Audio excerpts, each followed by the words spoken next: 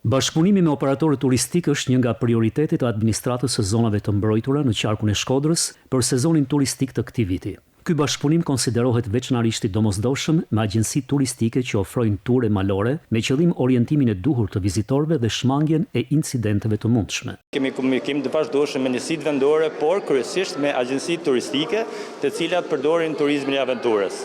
Sepse dim se vitet e fundit kemi pasur mjaft incidente me turizmin e aventurës dhe për këtë arsye ju këshillojmë të gjithë turistëve dhe agjencive turistike të cilët merren me turizmin malor që të kenë shoqëruar me guridat vendas mos kemi incidente të ndryshme siç kemi pasur vitin e kaluar. Në qendër të vëmendjes së bashkëpunimit të ADZM-s si me operatorët turistik ashtu edhe me strukturat vendore është ruajtja e mjedisit në zonat e mbrojtura. Përmes një qasjeje të koordinuar synohet garantimi i zhvillimit të qëndrueshëm turistik, duke mbrojtur njëkohësisht natyrën edhe biodiversitetin e këtyre zonave.